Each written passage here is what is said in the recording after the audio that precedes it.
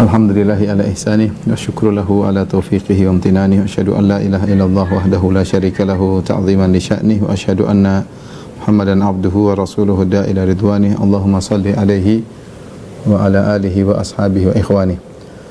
Ikhwan dan akhwat, bapak dan ibu-ibu yang dirahmati oleh Allah Subhanahu wa taala, pada kesempatan bahagia ini kita akan membahas secara singkat tentang kegiatan Nabi sallallahu alaihi wasallam harian, yang hal ini mendapat perhatian dari para ulama, ya, bagaimana Rasulullah SAW menghabiskan waktunya sehari-hari, ya. Tentunya di sana ada rutinitas harian Nabi SAW dan ada hal-hal yang di luar rutinitas sesuai dengan situasi dan kondisi, ya. Kita sebagai umat Islam tentunya berusaha mengenali kegiatan Nabi SAW, karena setiap yang dikerjakan oleh Nabi adalah contoh yang hendaknya kita teladani. Laqad kana lakum fi Rasulillahi uswatun hasanah. Sungguh pada diri Nabi sallallahu alaihi wasallam ada uswah hasanah, ya. Dan sebagai bentuk tanda cinta kita kepada Allah adalah mengikuti sunnah-sunnah Nabi sallallahu alaihi wasallam. Allah Subhanahu wa taala berfirman, "Qul in kuntum tuhibbunallaha fattabi'uni yuhibbukumullah." Ya, wa yaghfir lakum dzunubakum. Katakanlah, jika kalian cinta kepada Allah Subhanahu wa taala, fattabi'uni, maka ikutilah aku, ikutilah Nabi sallallahu alaihi wasallam. Yuhibbukumullah, niscaya Allah akan mencintai kalian.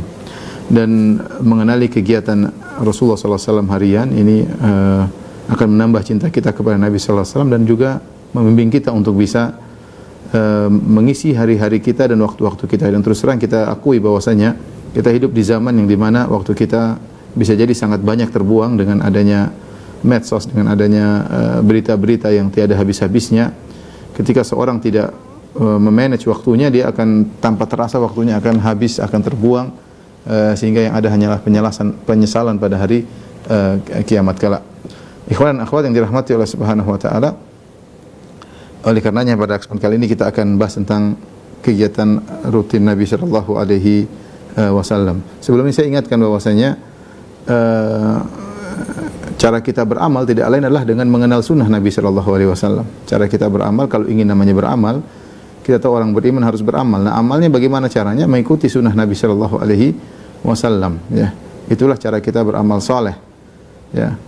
Dan kita dapati bahwasanya para sahabat dahulu mereka sangat berpegang teguh kepada sunnah Nabi sallallahu alaihi wasallam. Jika mereka telah mengetahui sunnah Nabi, maka mereka menjalankan dengan sebaik-baiknya dan mereka komitmen, continue dan komitmen. Saya akan bacakan contohnya. Misalnya sebuah hadis yang diriwayatkan oleh Imam Muslim dalam sahihnya. Perhatikan, dari Nu'man bin Salim. Nu'man bin Salim kemudian meriwayatkan dari Amr bin Aus. Dari Nu'man bin Salim dari Amr bin Aus. Orang kedua adalah Amr bin Aus. Kemudian Amr bin Aus berkata, "Haddatsani Ambasah bin Abi Sufyan."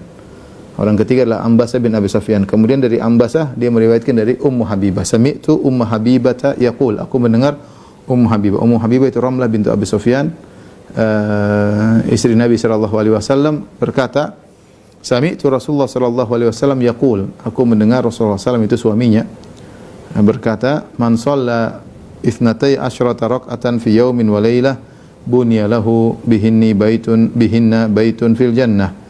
Barang siapa yang sholat 12 rakaat sehari semalam, maksudnya sholat sunnah rawatib, akan dibangun baginya istana di surga. Lihat apa komentar Ummu Habibah.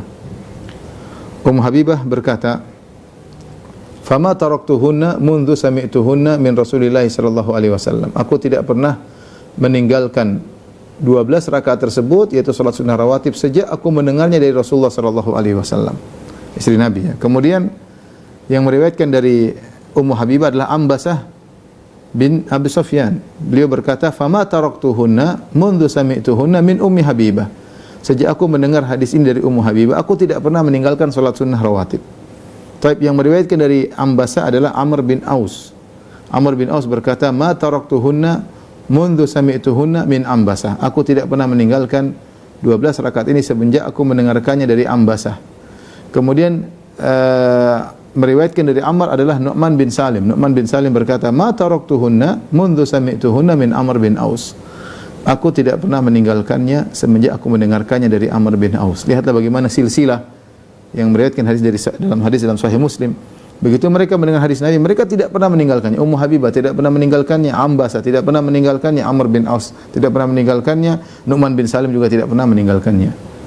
Mereka tahu hadis Nabi dan bukan perkara ringan menjalankan 12 rakaat tiap hari tanpa pernah meninggalkannya. Tapi demikianlah para sahabat dahulu, mereka komitmen kalau sudah mendengar sunnah Nabi mereka mengerjakannya dengan semaksimal mungkin.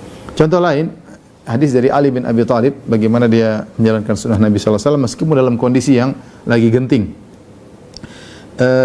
Fatimah radhiyallahu ta'ala anha, istri Ali bin Abi Thalib radhiyallahu ta'ala anhu, bekerja dan mereka hidup dengan sederhana, dengan kemiskinan ya. Kemudian Fatimah harus menggiling gandum, dia menggunakan ar-roha. Ar-roha itu alat yang berat, batu yang kemudian digunakan untuk menggiling gandum, dan itu berat bagi seorang wanita. Dan itulah pekerjaan Fatimah di rumah. Hingga suatu hari dia mendengar Rasulullah SAW mendapatkan budak-budak dari peperangan, ghanimah, kemudian di antaranya ada budak-budak ya. Maka Fatimah segera pergi menuju ayahnya. Rasulullah SAW berharap untuk dikasih budak supaya bisa melakukan pekerjaan rumahnya, menggiling gandum karena pekerjaan berat. Ternyata Rasulullah SAW tidak ada. Maka kemudian Fatimah bertemu dengan Aisyah, istri Nabi SAW, maka dia kabarkan. Ya, maka kemudian Fatimah pulang ke rumahnya bersama Ali bin Abi Thalib radhiyallahu taala anhu. Tatkala Nabi SAW datang, maka Aisyah mengabarkan kepada Nabi SAW bahwasanya tadi Fatimah datang minta untuk dihadirkan kalau bisa ada pembantu atau budak yang bisa membantunya. Ya, maka akhirnya Rasulullah SAW pun datang ke rumah anak putrinya yaitu Fatimah. Kata Ali radhiyallahu taala anhu, waqad akhadna madaji'ana, ketika itu kami sudah mau tidur. Fadhahabna naqum, kami ingin bangun ketika lihat Nabi datang. Kata Nabi, ala makanikuma, jangan bangun, tetap aja. Ya, maka Rasulullah SAW pun datang masuk ke mereka berdua. Rasulullah SAW duduk di antara putrinya dan mantunya, antara Fatimah dan Ali bin Abi Thalib radhiyallahu taala anhuma. Dan Nabi SAW tidak langsung serta-merta memberikan budak kepada putrinya, tentang ini putri Nabi, kemudian serta-merta Nabi memberikan budak. Tidak, Nabi SAW ketika itu lebih fokus untuk memberikan, membantu kepada ahlus suffah, yaitu para sahabat yang miskin, yang tidak punya tempat tinggal, yang tinggal di belakang Masjid Nabawi. Maka Rasulullah SAW berkata kepada mereka berdua, karena Rasulullah tidak kasih pembantu. Kata Rasulullah SAW, ala u'allimukuma khairan mimma sa'altuma. Maukah aku ajarkan kepada kalian berdua tentang perkara yang lebih baik daripada apa yang kalian berdua minta?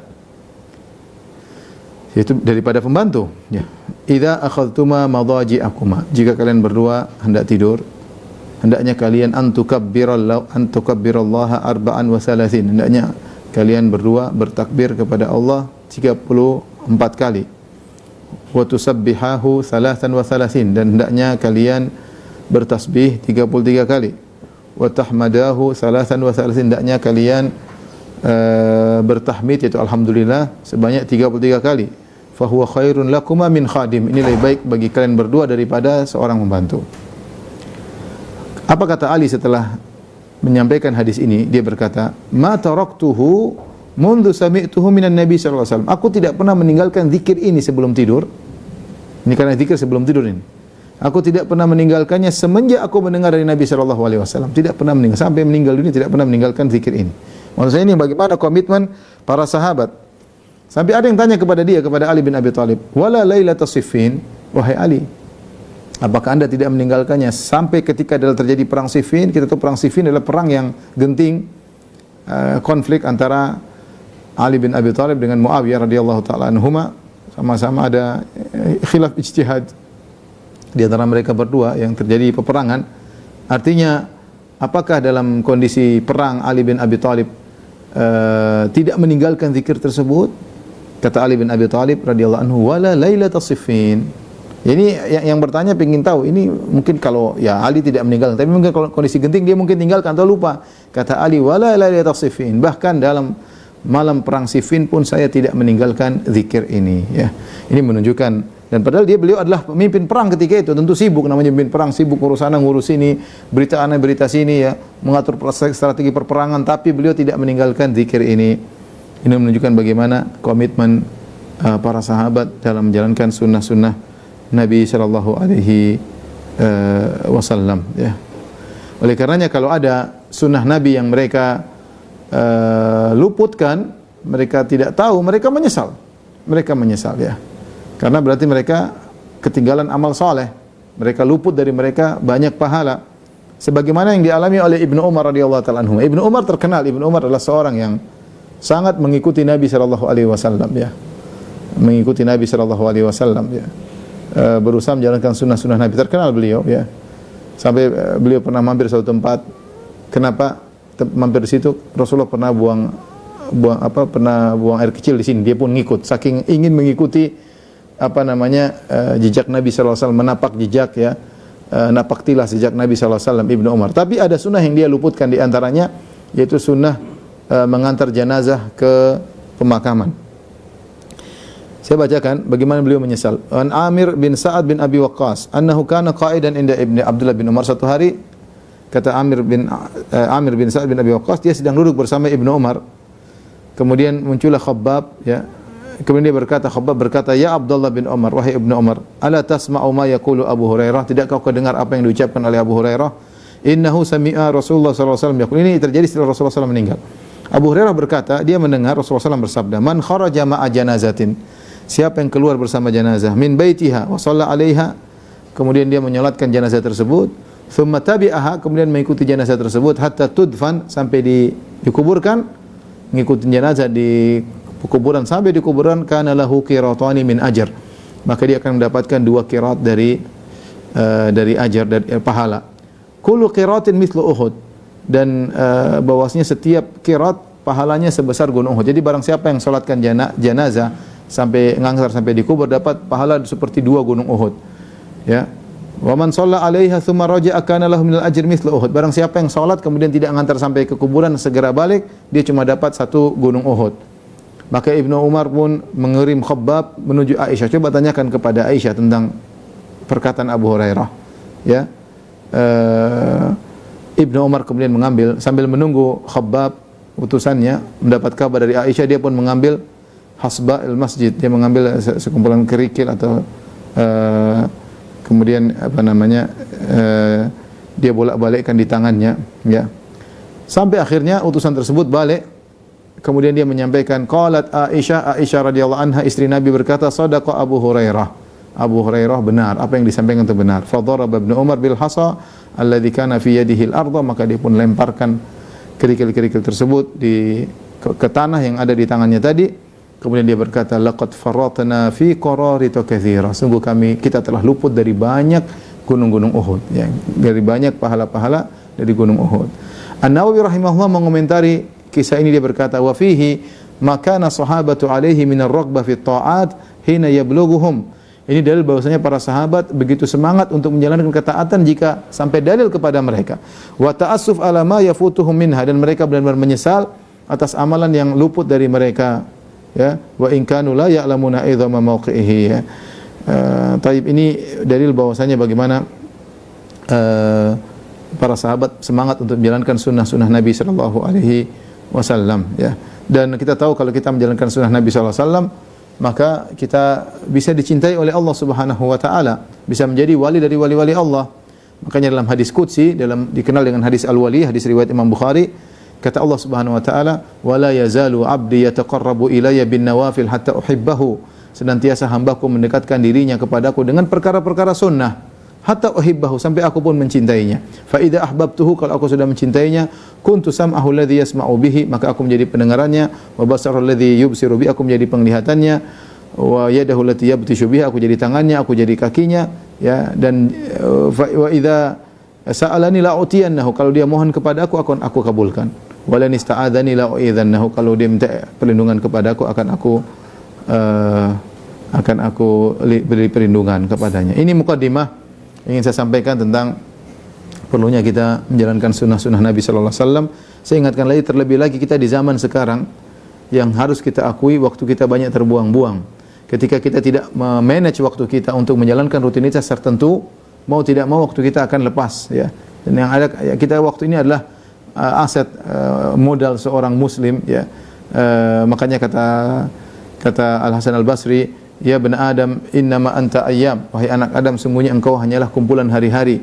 Wa idza dhahaba ba'dul ayyam, jika telah pergi sebagian hari, dhahaba ba'duka, maka telah pergi sebagian darimu. Wa idza dhahaba ba'duka yushik an yadhhab kullu, kalau sudah sebagian darimu pergi, bisa jadi akan pergi seluruhmu. Artinya apa?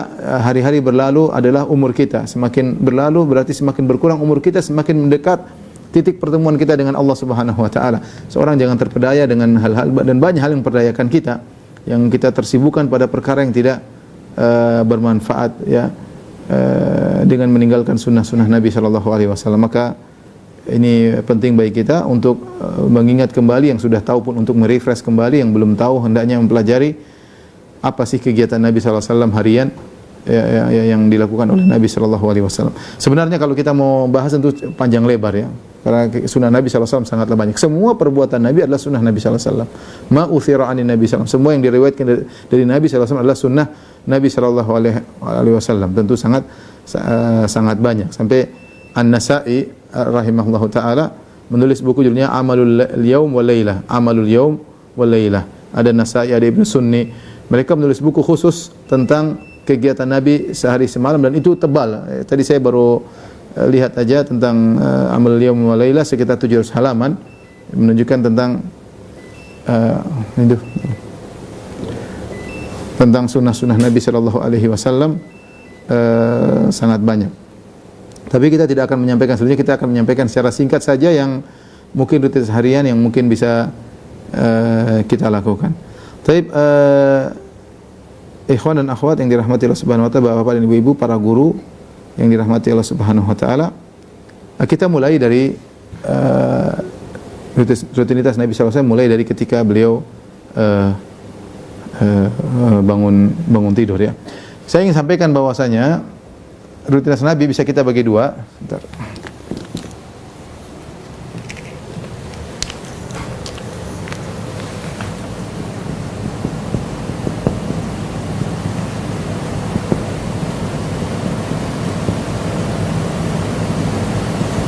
Mungkin bisa kita klasifikasikan menjadi dua, ya. Ada rutinitas yang terikat dengan waktu,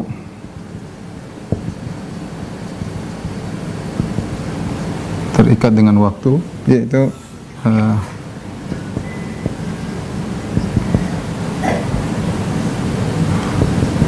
dengan waktu seperti malam, kemudian duha, ya, kemudian zuhur, subuh, dan lain-lain, ya, dan lain-lain. Kemudian ada rutinitas yang tidak terkait dengan waktu,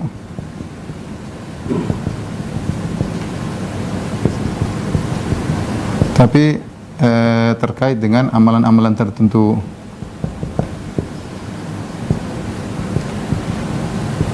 Untuk kegiatan tertentu.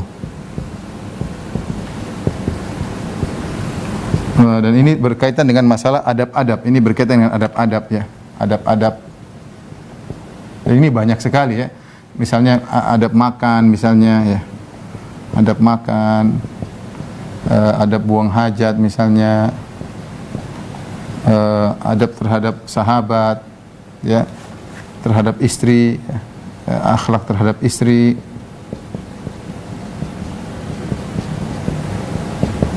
Terus adab terhadap teman, kemudian terhadap tetangga, dan lain-lain, sangat banyak, ya. Dan lain-lain sangat banyak. Seharusnya kalau kita bicara tentang rutinitas harian, kita harus bahas dua-duanya seharusnya, ya. Tapi ini nggak mungkin kita bahas dalam satu pertemuan. Maka untuk yang ini mungkin mungkin saya tidak saya bahas. Mungkin kita fokus ini aja, rutinitas serikat dengan waktu sebagai gambaran. Adapun masalah adab, kita bisa belajar di buku-buku yang lain, seperti buku yang ditulis oleh, misalnya dalam Riyadhus Shalihin ada adab-adab, dalam kitab misalnya Kitabul Jami' karya Ibnu Hajar Al-Asqalani yang berbicara tentang adab-adab juga, dan banyak buku-buku berkaitan dengan adab, misalnya Adabul Mufrad karya Imam Al-Bukhari, Al-Adab Al-Mufrad, Dan banyak para ulama menulis tentang adab dan akhlak, bagaimana adab-adab Nabi, adab makan, adab tidur, adab minum, adab ngobrol, adab dengan istri, luas adab bersahabat dan lain-lainnya. Tapi kita akan bahas pada rutinitas yang terikat dengan waktu seperti malam, duha, zuhur, subuh dan lain-lain, agar kita punya gambaran tentang sunnah-sunnah Nabi sallallahu alaihi wasallam.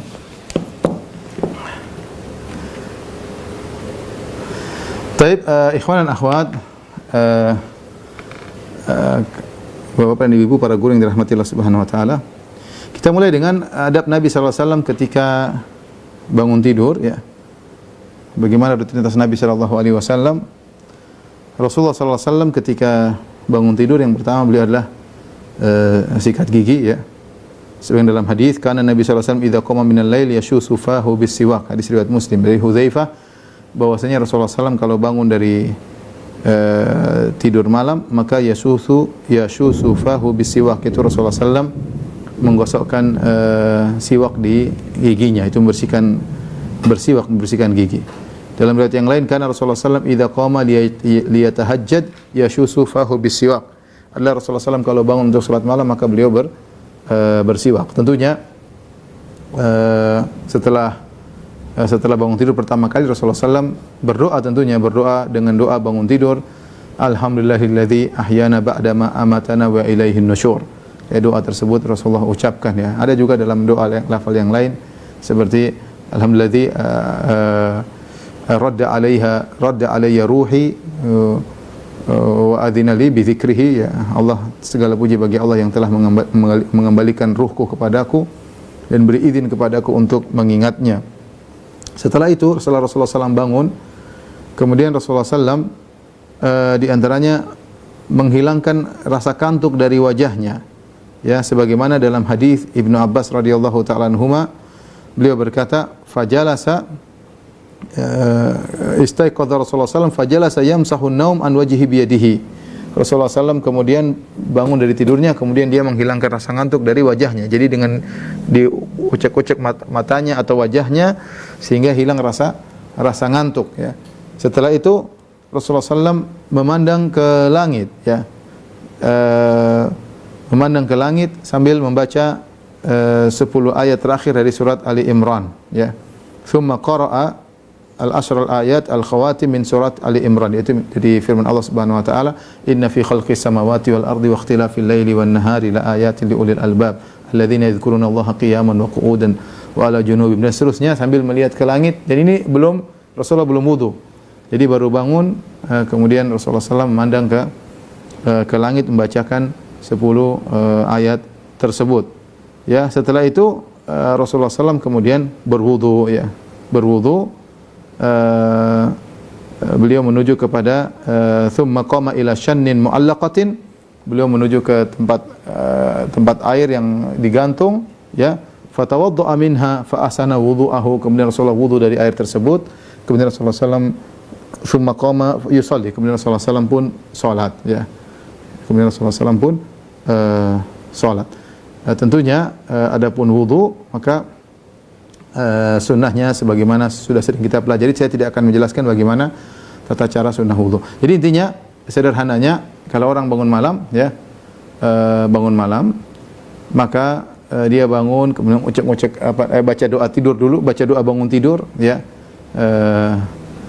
Alhamdulillahilladzi ahyana ba'da amatana wa ilaihin nusyur. Kemudian dia mungkin ucap matanya untuk supaya segar.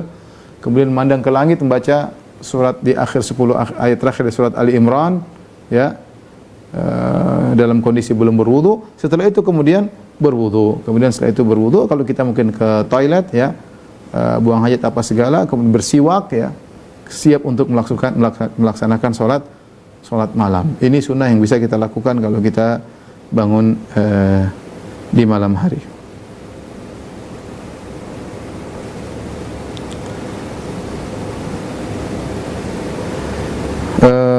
Kemudian Rasulullah SAW menjalankan salat malam, ya. Salat malam sebagaimana kita ketahui, ya, ini adalah syaraful mu'min bi qiyamil lail. Kemuliaan seorang mukmin adalah dengan salat malam, ya. Seorang mukmin berusaha ada waktu untuk salat malam, ya. Kata Rasulullah SAW, alaikum bi qiyamil lail, hendaknya kalian salat malam. Fa innahu da'bus salihina min qablikum. Sungguhnya salat malam adalah kebiasaan orang-orang soleh sebelum kalian. Makanya saya sering bercanda, saya bilang kalau ada orang merasa dirinya soleh, kemudian dia tidak salat malam, maka perasaannya hendaknya dipertanyakan ya, hendaknya dipertanyakan. Karena Rasulullah mengatakan fa innahu da'bus salihina min qablikum. Salat malam adalah kebiasaan orang soleh sebelum kalian ya. Dan sebagian ulama mengatakan salat malam adalah zad, adalah bekal seorang mukmin untuk menghadapi kesehariannya. Seorang mencarger imannya, dan di malam hari charger iman sangat cepat. Charger iman sangat cepat ketika dia bangun untuk salat malam meskipun hanya 3 rakaat, meskipun hanya 5 rakaat ya. Kita tidak mungkin sulit seperti Nabi SAW yang salat sampai berjam-jam ya. Sampai setengah malam salat atau sepertiga malam penuh salat. Berat bagi kita, tapi paling tidak kita ada punya waktu untuk salat malam, paling tidak salat witir meskipun 3 rakaat. Yang terbaik adalah seorang salat dengan salatnya Nabi Daud alaihissalam. Kata Nabi SAW, wa ahabbus salati ila Allah salatu Daud. Salat yang paling dicintai oleh Allah adalah salatnya Nabi Daud. Kana yanamu nisfal lail, dia tidur setengah malam, wa yaqumu thuluthahu, kemudian dia pun salat malam sepertiga malam, wa yanamu sudusahu, dan dia pun tidur seperenam malam ya. Jadi tidur setengah malam, salat malam sepertiga malam, kemudian tidur lagi seperenam malam. Ini yang paling dicintai oleh Allah Subhanahu wa taala. Kalau orang bisa melaksanakan rutinitas seperti ini, maka ini dia akan bisa salat malam dan dia bisa segar ketika di pagi hari karena dia sempat tidur lagi sebelum subuh sekitar seperenam malam. Bagaimana cara melakukan hal ini? Caranya seorang melihat kapan azan maghrib dengan azan subuh. Antara azan maghrib sampai azan subuh bagilah menjadi 6. Menjadi 6 waktu. Maka 3 bagian yang pertama jadi 6 bagian, bagi 6. 3 bagian pertama untuk tidur. Karena itu Rasulullah tidur kata Nabi Daud alaihissalam tidur setengah malam. Kemudian 2 bagian dari 6 bagian tersebut untuk sholat malam. Kemudian 1 bagian terakhir untuk tidur kembali. Ini untuk mempermudah. Jadi saya ulangi, bagaimana kita cara mempraktekkan praktek sholatnya Nabi Daud alaihissalam, tidur setengah malam, sholat sepertiga malam, dan tidur lagi seperenam malam. Caranya kita bagi malam, dan malam itu dimulai dari terbenam matahari sampai terbit fajar, yaitu sampai azan subuh, azan maghrib, dan subuh kita bagi 6 ya. Bagi 6, setelah itu 3 bagian pertama yang merupakan setengah kita buat tidur, kemudian 2 bagian ya, yaitu 2/6 itu sama dengan sepertiga kita gunakan untuk sholat, kemudian tinggal 1/6 kita untuk tidur. Atau kita bangun malam seperti Nabi SAW, sepertiga malam terakhir, kemudian kita sholat. Dan ini menunjukkan dianjurkan kita sholat malam setelah tidur, yang disebut dengan tahajud. Ya, maka tidur dulu baru kemudian kita bangun sebagaimana Nabi SAW sholat malam sampai subuh, sampai menjelang subuh. Bisa dua-dua melakukan sholat malam model Nabi Daud alaihissalam atau model Nabi SAW, silakan. Bagi siapa yang tidak mampu untuk sholat malam, maka sholat sebisanya. Bahkan dia boleh sholat sebelum tidur ya. Dia boleh sholat sebelum tidur sebagaimana perkataan sebagian sahabat ya, seperti perkataan Abu Darda dan juga Abu Hurairah. Mereka berdua berkata, "Ausani khalili bi thalath." Abu Darda dan Abu Hurairah berkata, kekasih kami yaitu Rasulullah SAW mewasiatkan kepada kami di antaranya wa an utir qabla an anam, yaitu witir sebelum tidur. Witir sebelum tidur. Ini bagi orang-orang yang sulit bangun di akhir malam, mereka boleh salat malam dan witir sebelum tidur. Taib, ikhwan dan akhwat yang rahmati Allah Subhanahu wa taala, jadi kita buka hari kita dengan salat malam, dengan charger iman kita, ya, bersendirian bersama Allah Subhanahu wa taala.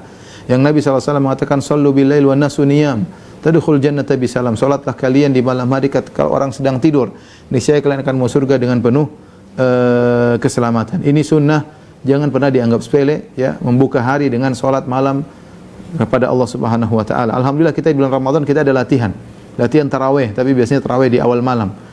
Kalau sudah Ramadan selesai, jangan lupa kita biasakan salat malam. Itu masalahnya bukan masalah masalah bisa atau tidak, masalah mau atau tidak. Ya, kalau semua bisa, semua bisa. Saya lihat orang kita ini kalau mau berangkat, mau naik pesawat jam 3 malam kita bisa bangun jam 1. Pesawat jam pada subuh kita bisa bangun jam 3. Kita bisa dan tidak ketinggalan pesawat. Ya, karena kita punya azam kuat, saya ingin naik pesawat jam 5 pesawat. Jadi saya jam 3 saya sudah berangkat dari rumah menuju Cengkareng atau menuju ke bandara Halim Perdana Kusuma. Pokoknya saya sudah niat saya akan bisa bangun jam 2 atau bangun setengah 3 atau bangun jam 3 bisa. Tinggal kita mau atau tidak, ya. Kan semua orang mengatakan Ustaz susah bangun malam. Bukan masalah susah, kamu tidak mau. Kalau kamu mau bisa. Ya, kita punya alat alarm, HP. Kalau perlu nyalakan HP 3 taruh sana taruh sini, kita pasti bangun. Cuma kita kalau nggak mau ya tetap aja nggak mau. Pasang alarm 10 ya kita matiin lagi, selesai tidur lagi. Jadi ini hanya masalah hal kebiasaan. Kalau biasanya kita bangun misalnya jam setengah 5 pas azan, kita alarmnya dimundurin, bangun atau dimajukan, yaitu kita bangun jam 4. Alhamdulillah masih ada waktu, ke toilet 10 menit, sisanya masih 20 menit, kita bisa sholat 20 menit lumayan, nikmat. Kita sholat 6 rakaat, 4 rakaat, Masya Allah itu luar biasa. Apalagi kalau kita bangun jam 3, apalagi kita bangun setengah 4, kita bangun jam 2, lebih luar biasa. Tapi kita tidak bisa maksa, karena masing-masing kita punya kegiatan di siang hari yang menjadikan alasan bagi kita untuk tidak sholat malam. Tidak, tapi paling tidak ada 3 rakaat, 5 rakaat kita kerjakanlah di tengah-tengah kesibukan kita. Inilah sunnah yang sangat indah yang hendaknya kita tidak tinggalkan. Kemudian di antara sunnah, kalau kita sudah selesai sholat malam, kita bangunkan istri kita untuk sholat malam atau untuk witir. Kalau lihat istri kita letih, kan istri kita ternyata terkadang lebih sibuk daripada kita, ngurusin anak-anak, kita pun diurusin, anak-anak pun diurusin, banyak kegiatan. Kalau dia letih, kita bangunkan istri untuk sholat malam. Aisyah radhiyallahu taala anha berkata, "Kana Nabi sallallahu alaihi wasallam yusalli salatahu minal lail kullaha." Rasulullah sallallahu sholat malamnya, ya, seluruh sholat malamnya, wa ana mu'taridatun bainahu wa baina qiblah, dan aku menghalangi dia antara dia dengan kiblat. Jadi Nabi sholat menghadap Aisyah, antara kiblat dengan Nabi ada Aisyah. Rasulullah SAW sholat karena rumah Nabi dulu sempit, ya. Makanya Rasulullah SAW kalau mau sujud, Rasulullah SAW pegang kaki Aisyah supaya kakinya dilipat sehingga Rasulullah bisa sujud. Kalau Rasulullah sudah berdiri, kaki Aisyah lurus lagi, ya. Kemudian kata Aisyah, perhatikan, fa idza arada an yutir ayqadhani fa autartu. Ketika Nabi ingin salat witir, Nabi bangunkan Aisyah, maka aku pun salat witir. Jadi Rasulullah SAW tidak ngajak Aisyah dari awal karena Rasulullah salatnya lama banget. Ya, saya lihat bagaimana Rasulullah SAW perhatian sama istrinya, tidak memaksa Aisyah salat bersama beliau. Ya, karena Rasulullah SAW kalau salat panjang banget, ya. Tapi cukup witir mereka bisa 5 rakaat, bisa 7 rakaat, bisa 9 rakaat. Rasulullah SAW mencontohkan witir dengan 3 rakaat, dengan 5 rakaat, dengan 7 rakaat. Rasulullah juga pernah witir dengan 9 rakaat. Tapi mau saya, Rasulullah SAW ada waktu bangunkan istrinya. Nah, kita pun demikian. Kalau kita dah salat malam, mungkin kita bangun jam 3, istri kita masih kelihatan ngantuk, capek, letih. Kita bangunkanlah jam 4, 4:4. Sayang, salat witir. Maka ini diantara sunnah, membangunkan istri untuk melaksanakan salat witir. Jadi kalau yang belum punya istri, ya mohon maaf, ya, nggak bisa menjalankan sunnah tersebut. Harus punya istri dulu.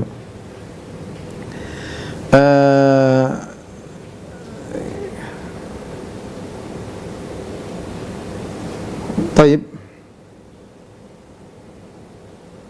Adapun jika seorang luput dari solat malam, maka dia bisa solat dengan genap di siang hari, di waktu duha.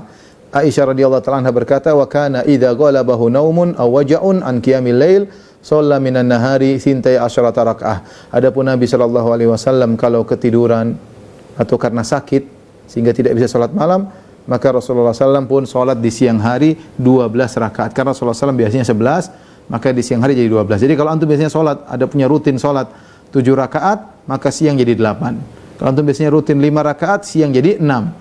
Sehingga tetap saja kita mendapatkan pahala salat malam, karena kita tidak bisa salat malam, ada uzur, entah ketiduran, entah karena sakit, entah karena uzur dalam safar dan yang lainnya, kita boleh mengerjakannya di siang hari, dan ini kebiasaan Nabi sallallahu alaihi wasallam. Setelah salat malam, ya, maka seorang menunggu azan, ya. Ya, menunggu azan, ya. Sebagaimana yang diajarkan oleh Nabi sallallahu alaihi wasallam, ya. Kata Kata Rasulullah SAW, "Idza sami'tumul muadzin faqulu mithla ma yaqul." Jika kalian mendengar muadzin mengumandangkan azan, maka ucapkanlah apa yang diucapkan oleh muadzin. Makanya kalau muadzin mengatakan Allahu Akbar, kita bilang Allahu Akbar, Allahu Akbar, Allahu Akbar, Allahu Akbar, kita ikut Allahu Akbar, Allahu Akbar. Ini sunnah, kadang kita lalaikan. Ikut aja. Ini masalah kebiasaan. Ya, kadang asyhadu an la, tidak wajib tentunya, tapi sunnah. Asyhadu an la ilaha illallah, asyhadu an la ilaha illallah. Asyhadu anna Muhammadar Rasulullah, asyhadu anna asyhadu an la ilaha illallah, asyhadu Muhammadar Rasulullah, asyhadu anna Muhammadar Rasulullah. Ketika mengucapkan asyhadu anna Muhammadar Rasulullah yang kedua, selain kita ikuti kita mengucapkan asyhadu anna Muhammadar Rasulullah, kita juga membaca raditu billahi rabban wa bi Muhammadin rasulan wa bil islami dinan. Jadi kita ucapkan ini. Jadi kalau muadzin mengatakan, saya ulangi, muadzin Allahu Akbar, kita ikut Allahu Akbar, Allahu Akbar, Allahu Akbar, Allahu Akbar, kita ikut lagi Allahu Akbar, Allahu Akbar. Asyhadu an la ilaha illallah, kita ikut asyhadu an la ilaha illallah. Asyhadu an la ilaha illallah, asyhadu an la ilaha illallah. Asyhadu anna Muhammadar Rasulullah, kita ikut asyhadu anna Muhammadar Rasulullah. Asyhadu anna Muhammadar Rasulullah, kita ikut asyhadu anna Muhammadar Rasulullah. Yang kedua, kita tambah ya, raditu billahi rabba wa bi Muhammadin rasula wa bil islami dina. Itu dianjurkan. Makanya dalam hadis, barang siapa yang mendengar muadzin mengucapkan asyhadu anna Muhammadar Rasulullah kemudian dia ikuti raditu billahi rabba wa bi Muhammadin rasula wa bil islami dinan, kata Nabi, ghufira lahu dzambuhu, akan diampuni dosa-dosanya. Ini sunnah yang ditinggalkan ya banyak orang, akan diampuni dosa-dosanya. Ini hadis riwayat Muslim. Setelah kita ikuti, kalau azan subuh sampai as-salatu khairum minan naum, hayya 'alas shalah, hayya 'alal falah, hayya 'alal falah, kita ikuti. Hayya 'alas shalah kita bilang la haula wala quwata illa billah. Hayya 'alal falah kita bilang la haula wala quwata illa billah. Ketika imam sampai taswib, yaitu as-salatu khairum minan naum, maka khilaf para ulama apa yang kita ucapkan. Ada yang mengatakan kita ucapkan sama seperti muadzin karena kembali kepada hukum asal, kata Nabi, faqulu mithla ma qala al-muadzin, ucapkanlah apa yang seperti diucapkan oleh muadzin. Maka ketika sampai pada lafal tathwib, as-salatu khairum minan naum, maka ada yang mengatakan, kita juga mengatakan as-salatu khairum minan naum, salat lebih baik daripada tidur.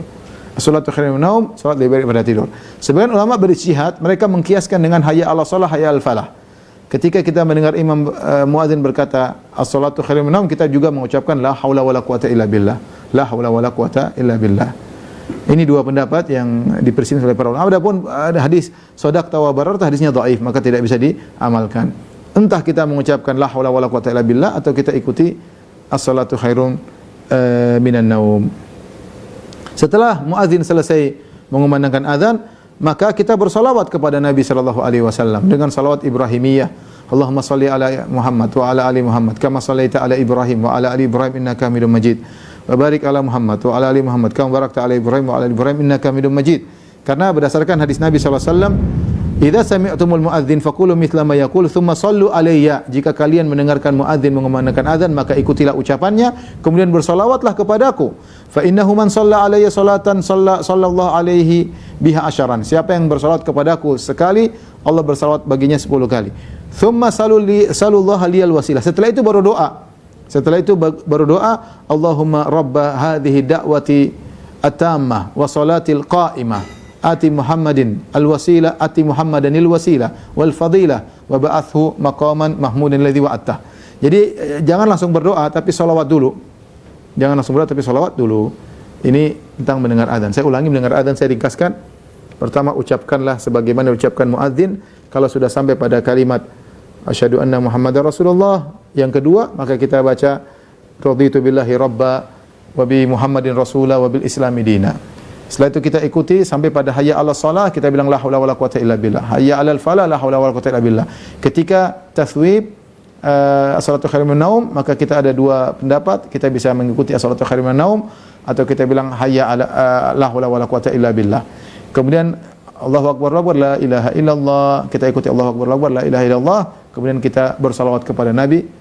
Setelah itu baru kita berdoa, Allahumma rabba hadhihi da'wati tammah wa salatil qa'imah ati Muhammadin al-wasilah wal fadilah wa ba'athu maqaman mahmudan alladhi wa'attah.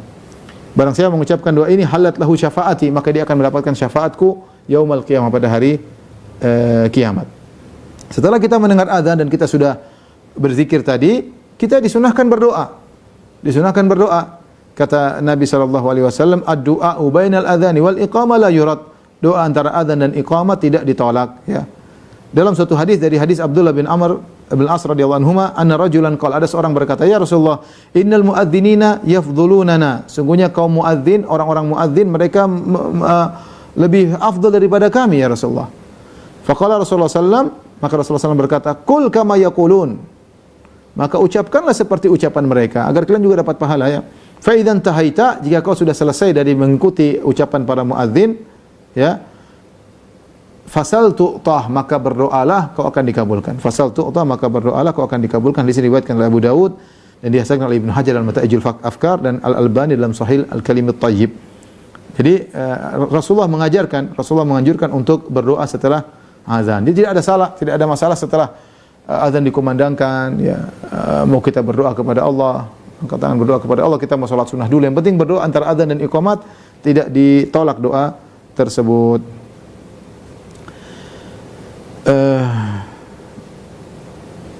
Kemudian seorang salat 2 rakaat, ya, sebelum subuh, 2 rakaat sebelum subuh, yang afdalnya dia salat di rumah.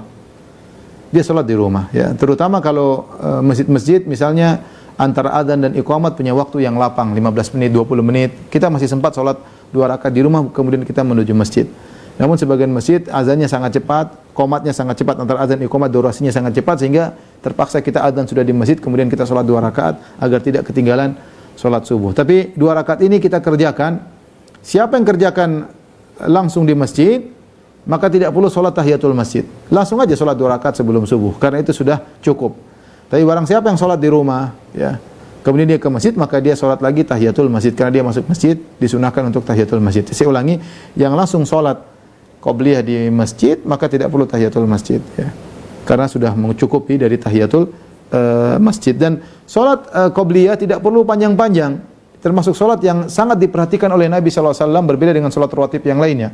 Kalau salat rawatib yang lainnya Nabi tinggalkan ketika safar, adapun salat ini Nabi tidak tinggalkan. Meskipun safar, Rasulullah SAW tidak meninggalkan 2 rakaat ini, itu 2 rakaat sebelum subuh, dengan salat yang ringan.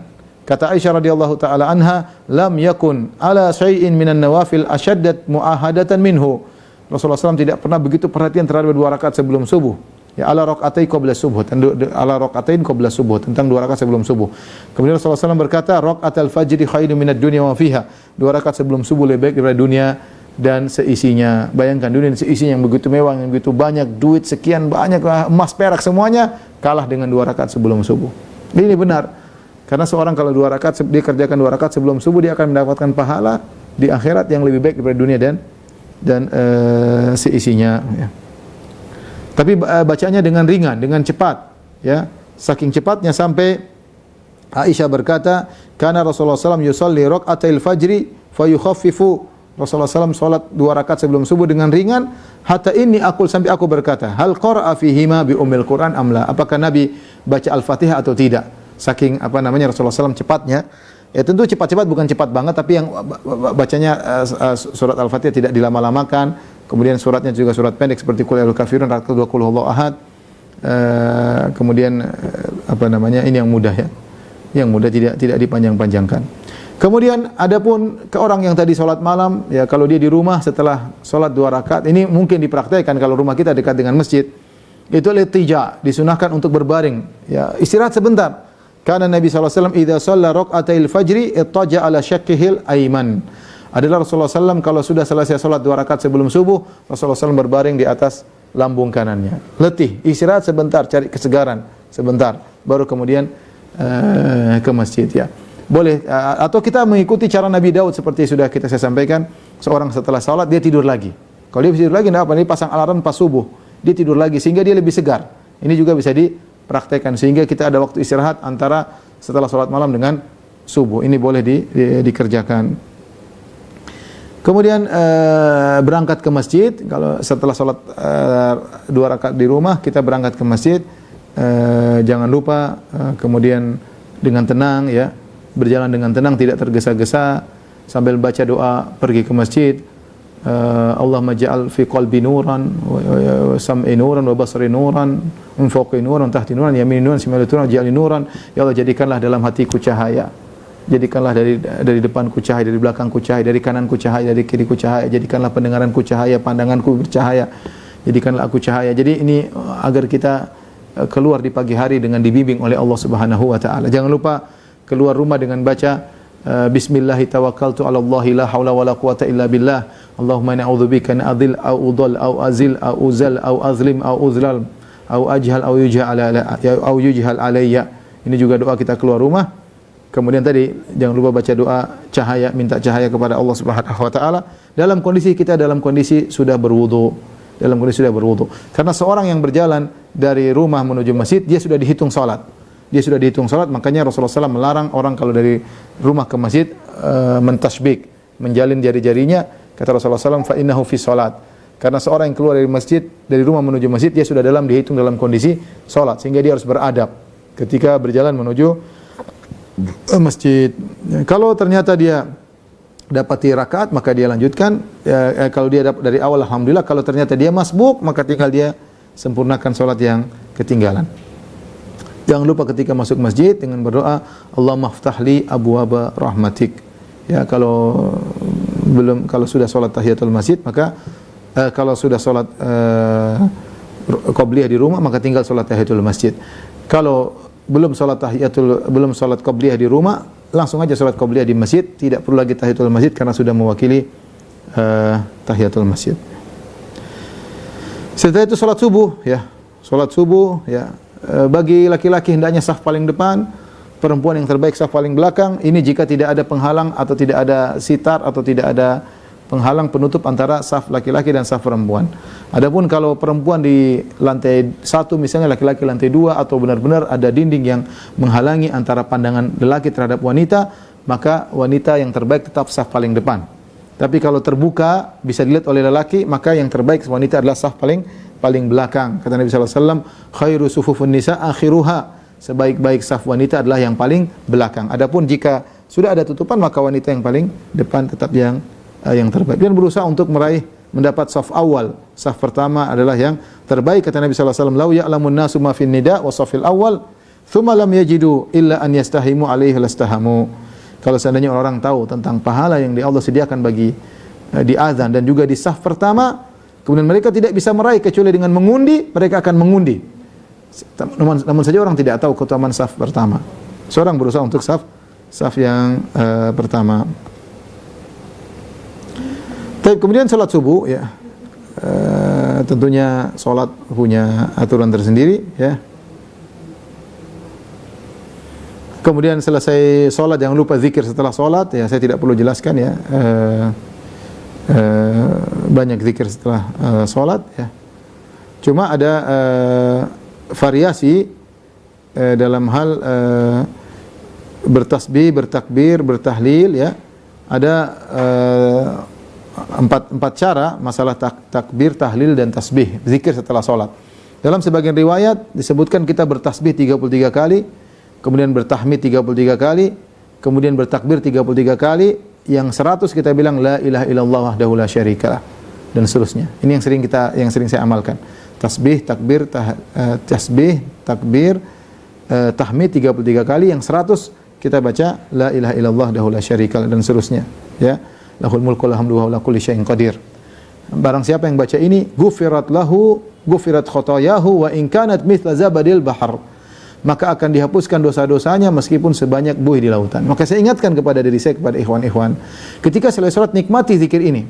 Subhanallah, subhanallah, subhanallah 33 kali, alhamdulillah, alhamdulillah 33 kali, Allahu akbar 33 kali. Kemudian la ilaha illallah wahdahu la syarika lahu mulku wal hamdu wa kulli syai'in qadir. Diampuni dosa-dosa meskipun sebanyak buih di lautan. Karena sebagian orang begitu, assalamualaikum langsung lihat HP, langsung lihat WhatsApp yang masuk, langsung kasih sayang. Ini rutinitas yang pahalanya banyak. Ini model pertama. Model kedua, di antaranya zikir adalah dengan subhanallah 33 kali, alhamdulillah 33 kali, Allahu akbar 34 kali. Jadi Allahu akbar 34 kali, sama seperti tadi zikir sebelum tidur yang diajarkan oleh Nabi, yang lebih baik daripada pembantu sebagaimana sudah kita jelaskan. Kemudian ada cara ketiga seperti semuanya 25 kali. Subhanallah 25 kali, alhamdulillah 25 kali, Allahu akbar 25 kali, la ilaha illallah 25 kali. Ada tahlil 25 kali. Genap 100, tahlilnya 25 kali. Ini juga metode ketiga yang pernah Nabi ajarkan. Yang keempat, kalau kita lagi buru-buru, kita boleh subhanallah 10 kali, alhamdulillah 10 kali, Allahu akbar 10 kali. Ini juga boleh datang dari Nabi sallallahu alaihi wasallam. Sesekali kita amalkan ini, sekali kita amalkan itu, sehingga kita bisa menjaga sunnah Nabi sallallahu alaihi wasallam, sehingga orang tahu bahwasanya zikir setelah salat ada variasi diajarkan oleh Nabi sallallahu alaihi wasallam. Dan kita kalau bisa berzikir dengan jari, ya, ketika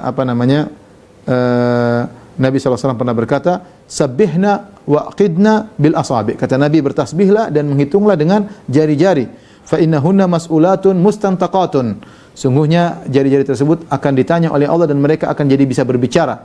Jadi menjadi saksi kita pernah berzikir dengan jari. Jadi kalau orang ingin bantu sulit untuk menghitung dengan bantuan tasbih tidak jadi masalah sebagaimana fatwa para ulama, ya. Sebagaimana fatwa para ulama, ya. Tapi jangan menganggap bahwasanya bertasbih dengan tasbih lebih afdal. Tidak, tasbih itu alat bantu saja. Kalau seorang bisa dengan tangan tanpa alat bantu, dia bisa, itu lebih baik. Tapi kalau dia sulit, dia biar bisa konsen, dia pakai tasbih, maka tidak jadi masalah, ya.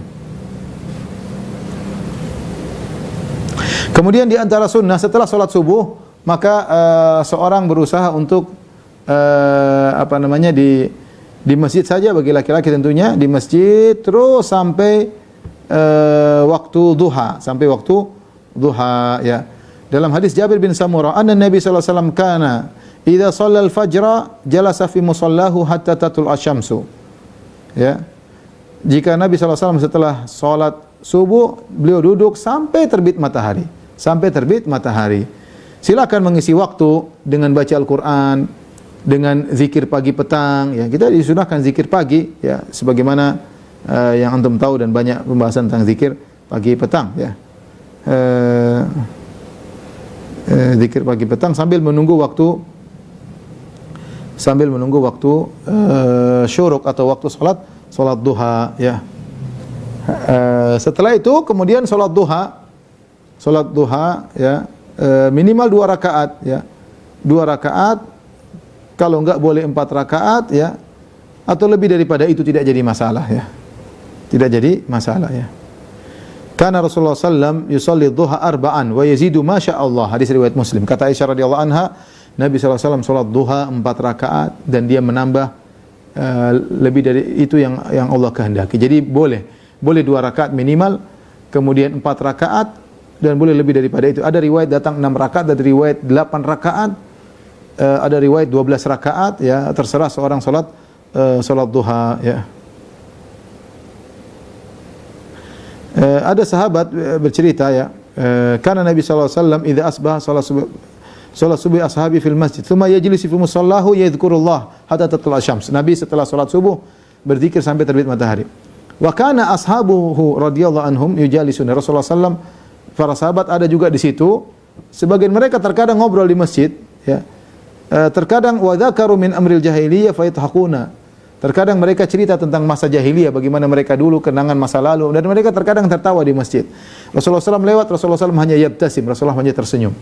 Ya, sahabat mungkin bersyukur kepada Allah dengan kita dulu begini, sekarang alhamdulillah begini. Boleh di masjid, kadang-kadang obrolan dengan tawaan sedikit yang ringan, tidak jadi masalah. Ini pernah dilakukan oleh para sahabat di hadapan Nabi dan Nabi hanya tersenyum. Jadi jangan lupa sisihkan waktu untuk salat duha, ya. Dan salat duha yang terbaik adalah hina tarmidul fisal. Kata Nabi sallallahu alaihi wasallam, salatul awwabin hina tarmidul fisal. Salat duha yang terbaik yaitu adalah ketika anak onta kepanasan. Itu anak onta dia tidur di tanah, ketika matahari semakin tinggi dia mulai kepanasan, dia berdiri karena kepanasan. Itu sekitar jam 10, jam setengah 11. Kira-kira demikian. Itu waktu salat duha terbaik, ya. Seorang bisa salat duha di awal, pingin salat duha lagi silakan. Tidak jadi masalah. Setelah itu Rasulullah SAW pulang melakukan kegiatannya. Adapun kegiatan Nabi Sallallahu Alaihi Wasallam, sebagaimana Aisyah pernah ditanya, maka Rasulullah SAW ya'malu fi baitihi, apa sih yang dikerjakan Nabi di rumahnya? Faqalat, maka Aisyah berkata, kana basyaran minal basyar. Rasulullah Sallallahu Alaihi Wasallam adalah sebagaimana manusia yang lainnya. Yafli thawbahu wa yahlubu syatahu wa yakhdubu nafsahu. Rasulullah SAW menjahit bajunya, Rasulullah SAW memerah susu kambing atau onta, dan Rasulullah SAW mengurus dirinya, ya. Dalam riwayat yang lain, kana yakhitu thawbahu wa yakhsifu na'lahu. Rasulullah SAW menjahit bajunya terkadang, wa yakhsifu na'lahu. Rasulullah perbaiki sendalnya yang rusak. Wa ya'malu ma ya'malu rijal fi buyutihim. Dan Rasulullah SAW mengerjakan apa yang dikerjakan para suami biasanya di rumah mereka, ya. Bahkan Nabi SAW terkadang membantu istrinya. Kata Al-Aswad, sa'altu Aisyah ma kana Nabi SAW yasna'u fi baitihi. Aku bertanya kepada Aisyah, apa sih yang dikerjakan Nabi di rumahnya? Qalat kana yakunu fi mahinati ahlihi. Rasulullah SAW di rumah membantu istrinya. Ya, bantu istrinya, kegiatan istrinya bantu kegiatan mungkin ada yang dilakukan oleh Aisyah, dibantu oleh Nabi SAW. Ini tawaduknya Nabi SAW. Dia melakukan apa yang diperlukan dunia, tidak selalu memerintahkan istrinya. Ya tadi terkadang dia jahit bajunya sendiri, terkadang dia perbaiki tali sendalnya, terkadang dia malah bantu istrinya. Ini tawaduknya Nabi SAW. Saling pengertianlah antara suami dan istri.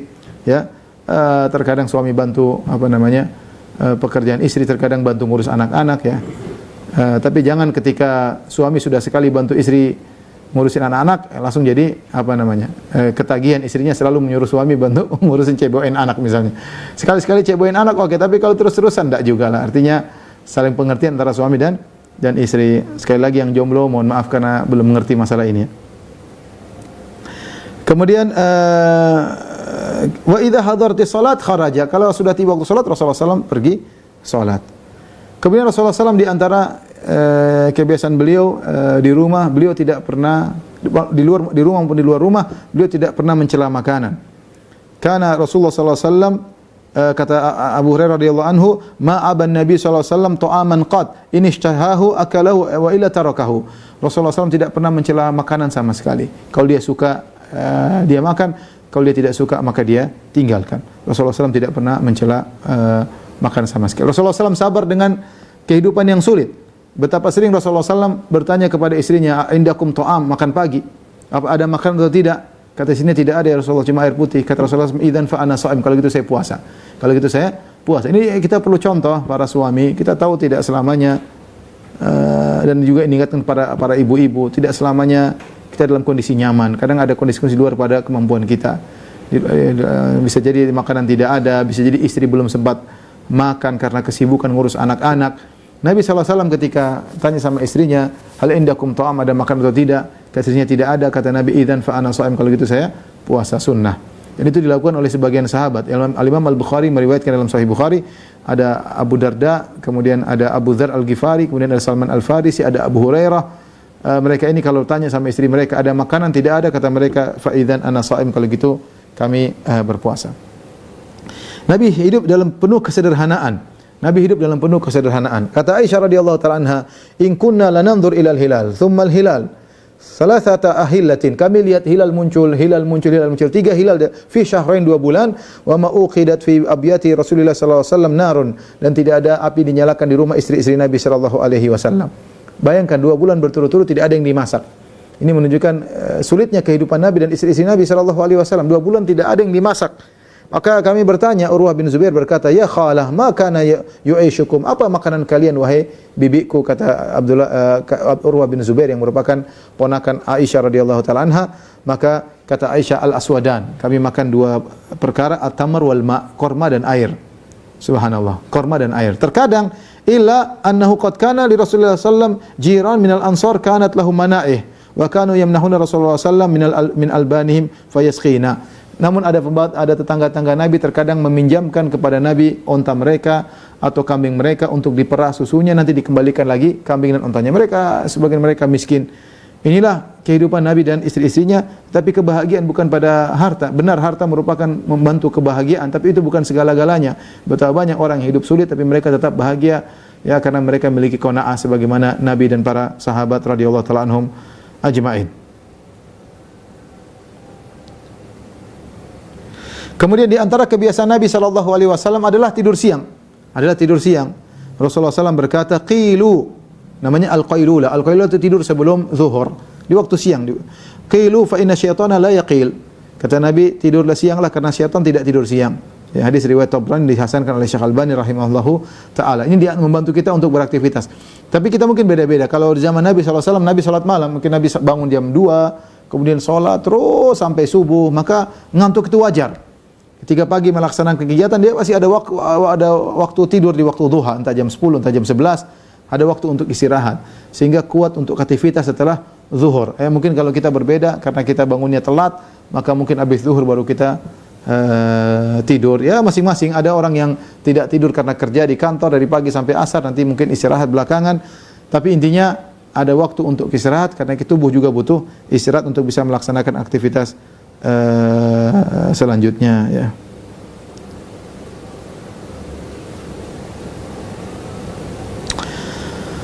Taib, setelah itu tentunya Rasulullah SAW salat zuhur, kemudian salat asar, kemudian di tengah-tengah kegiatan Rasulullah banyak kegiatan, ya. Ada kadang-kadang beliau mengunjungi putrinya, sebenarnya dalam hadis Rasulullah SAW datang di waktu siang ke rumah Fatimah, tengok putrinya, ternyata Ali lagi tidak di rumah, sebagaimana hadis yang masyhur dalam Sahih Bukhari dan Sahih Muslim.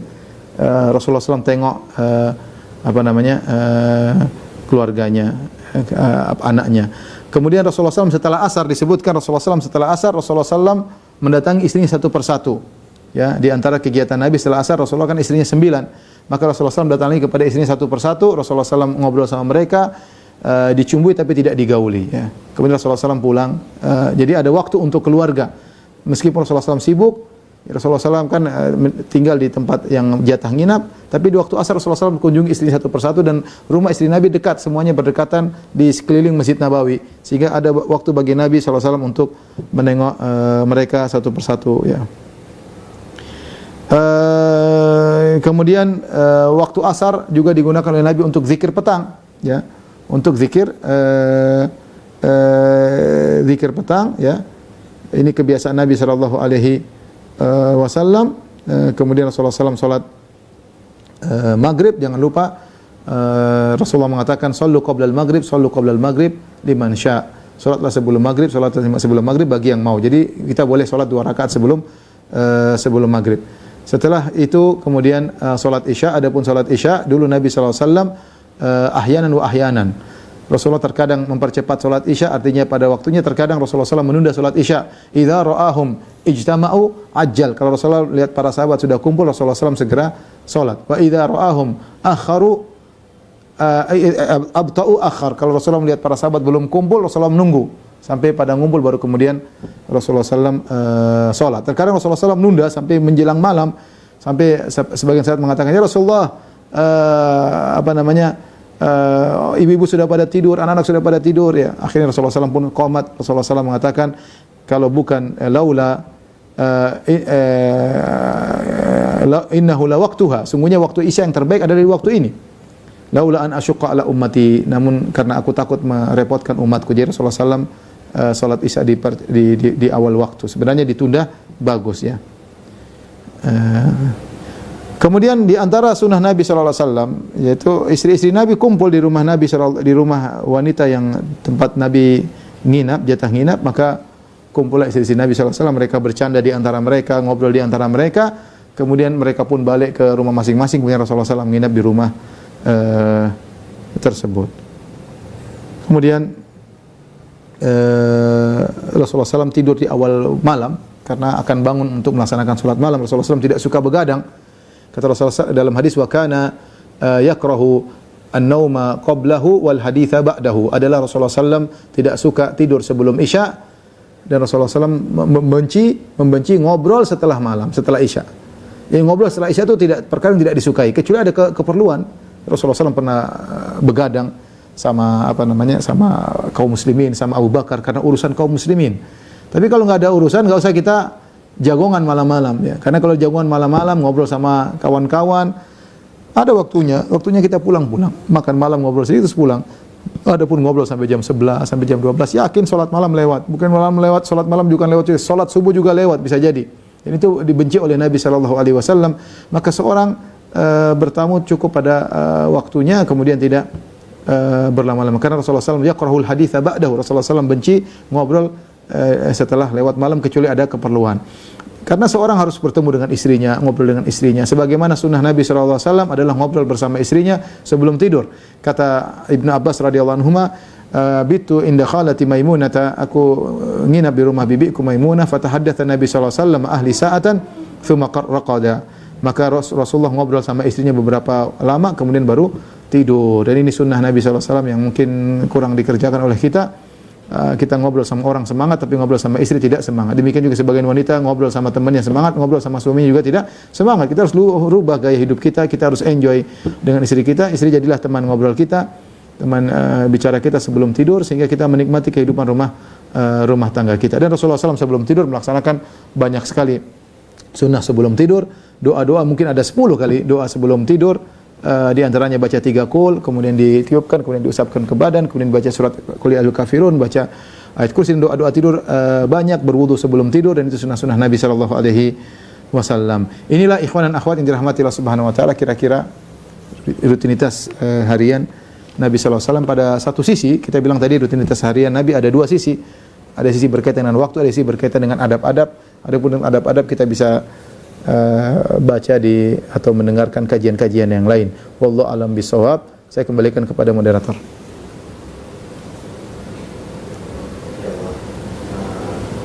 Baik Ustaz, terima kasih banyak atas penjelasannya. Mungkin langsung saja karena sudah sore ke sesi pertanyaan.